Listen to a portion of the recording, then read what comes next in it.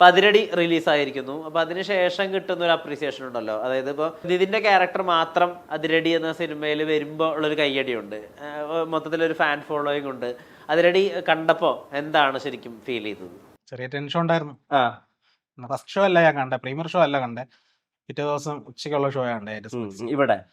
ഞാൻ അമ്മയായിട്ടൊക്കെ പോയി, അമ്മയും ഫ്രണ്ട്സും ആയിട്ടൊക്കെ പോയി. ഇവര് തന്നെ ചെറിയ ടെൻഷൻ ഉണ്ടായിരുന്നു, കാര്യം അവനൊക്കെ അല്ലേ കൂടെ വരണം.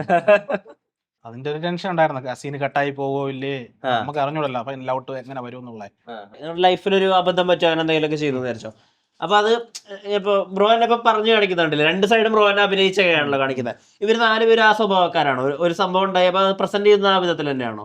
ഇല്ല, അങ്ങനെയൊന്നുമില്ല. Okay okay. പുള്ളി വിറ്റ് പറയും, ഇതുപോലെ കഥ പറയും, അല്ലാതെ അഭിനയിച്ചൊന്നും കാണിക്കില്ല. ഈ നാട്ടിൽ നടക്കുന്ന കഥ പൊലിപ്പിച്ച് പറയുന്ന ആള്. പൊലിപ്പിച്ചു. അയ്യോ വേന്ദ്രായി പറഞ്ഞോണ്ടാണ് ഇങ്ങനെ ഇതിന് വേണ്ടി കണ്ടതിന് വേണ്ടി പറയണം. ഇദ്ദേഹത്തിന് ഏറ്റവും ഹിറ്റായ കഥ ഏതാ? പുറത്ത് പറയാൻ പറ്റുമോ? ഓയാക്കഴക്കൂട്ടം. സെൽഫ് ഇതല്ലേ പുള്ളി ജീവിതാനുഭവത്തിൽ നിന്നൊക്കെ മറ്റേ വാലന്റൈൻസ് ഡേ ഓയാക്കഴക്കൂട്ടം പാർട്ട് 1 ഉണ്ട്, 2 ഉണ്ട്. 2 കുറച്ച് കഴിഞ്ഞിട്ടുണ്ടല്ലോ, കുറച്ച്. പിന്നെ പുള്ളി ഒന്ന് പറഞ്ഞ കുറെ കാര്യങ്ങൾ നമ്മൾ രണ്ടും കൂടെ കഴിഞ്ഞിട്ട് ഒന്നൊക്കെ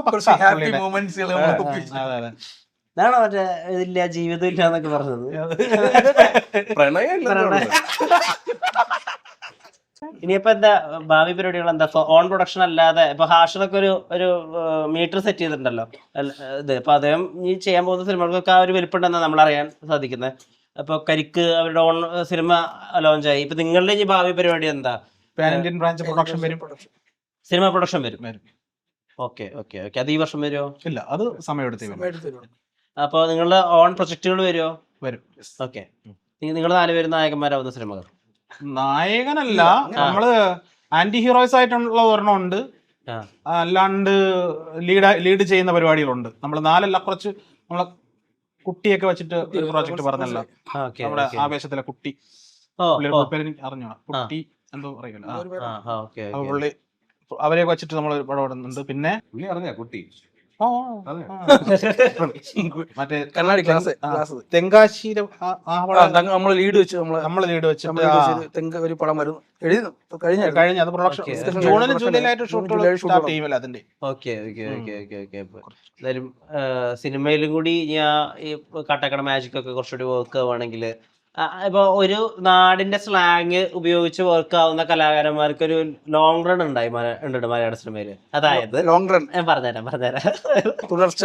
ഒരു നാട്ടിലത്തെ സ്ലാങ് വെച്ചിട്ട് തമാശകൾ ഉണ്ടാക്കുന്ന ആളുകളില്ല. ഇപ്പൊ ഇന്നസെന്റ്, അത് തൃശ്ശൂർ സ്ലാങ്ങിൽ നിന്നുകൊണ്ടാണ് എല്ലാ പ്രധാനപ്പെട്ട തമാശകളും. അല്ലെങ്കിൽ കുതിരവട്ടം, പപ്പു, മാമുക്കോയ, അവർ സുരാജ് ചേട്ടൻ, അവർക്കൊരു ലോങ് റൺ ഉണ്ടായിട്ടുണ്ട് മലയാള സിനിമയിൽ. അവർ കുറെ കാലം നിലനിൽക്കും. ആ വിധത്തിൽ നിങ്ങൾ 4 പേരും ഇതിപ്പോ ട്രിവാൻഡ്രത്ത് തന്നെ സ്ലാങ് ഉപയോഗിക്കുന്നു. നിങ്ങളുടെ കഥകള്, നിങ്ങളുടെ കഥാപാത്രങ്ങൾ, നിങ്ങളുടെ ജീവിതം, അത് വെച്ചിട്ടാണല്ലോ നിങ്ങൾ സ്റ്റോറീസ് ഉണ്ടാക്കിയിരിക്കുന്നത്. അപ്പൊ നിങ്ങളിൽ കൂടി മലയാള സിനിമയ്ക്ക് ഒരു ഭാവി ഉണ്ടാവട്ടെ, നിങ്ങൾക്കും മലയാള സിനിമയിൽ സ്പേസ് ഉണ്ടാവട്ടെ. ഉത്തരം കണ്ടുപിടിച്ചോണ്ട് ചോദ്യം ചോദിക്കണം, മുഖം ചോദ്യം ചോദിക്കണം, മുഖവും ആശംസയുമായിരുന്നു. ബോഡി ആശംസയും ഇത് മാത്രമേ ഉള്ളൂ ആശംസയുടെ ഒരു സാധനം. ചോദ്യം ചോദിക്കണം മുഖോടാ. എന്താ പറയാനുള്ള ഈ ഒരു സെഷനെ പറ്റി പറയാ?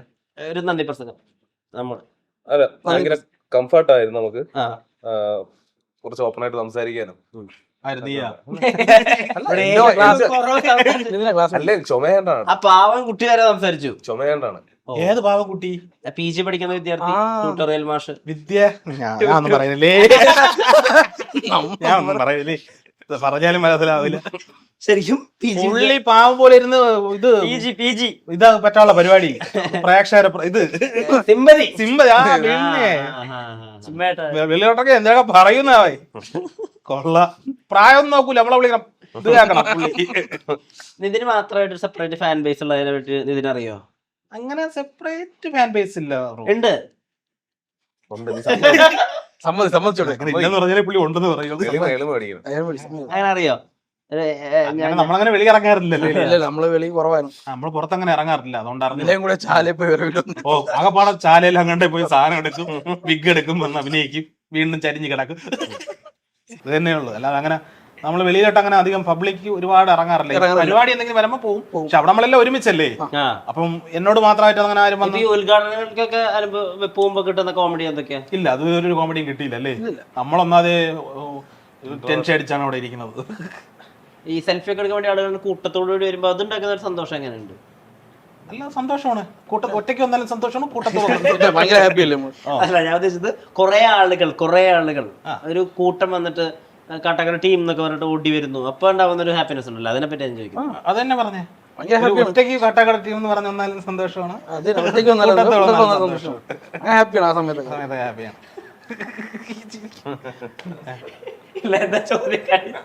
ചിരിക്കണ ഒറിജിനലായിട്ട് ചിരിക്കണ റെഫറൻസ് 2-3 ഇന്റർവ്യൂ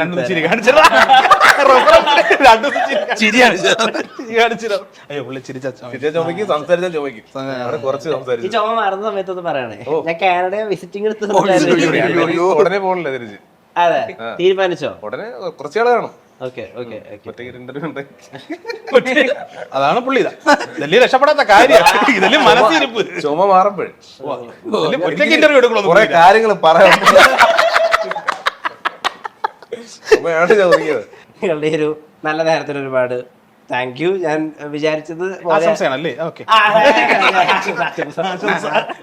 അല്ല, ഞാൻ ആശംസ പറയുന്നില്ല, നിതിന് ആശംസ പറയുന്ന ഞങ്ങളെ ഇതുപോലെ വലിയൊരു ഇന്റർവ്യൂവിന് വിളിച്ചതിനും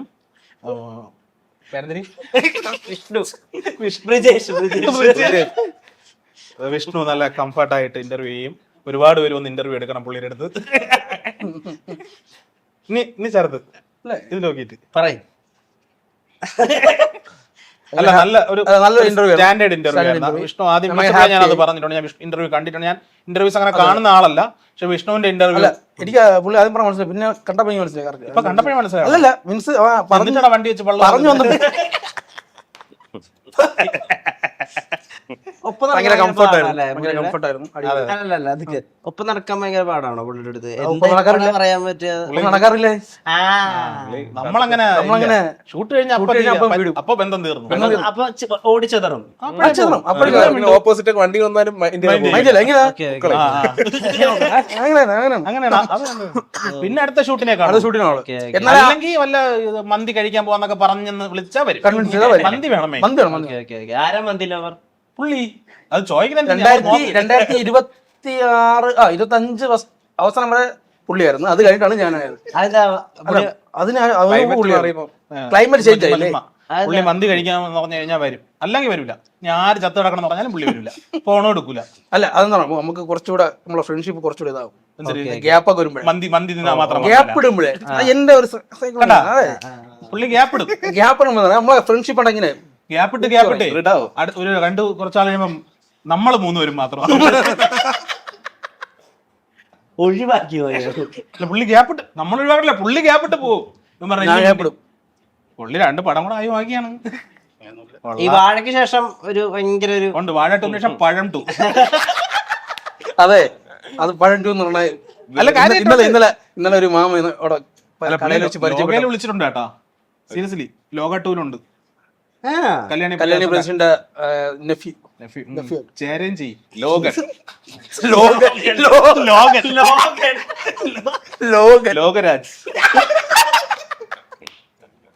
ലോകരാജ്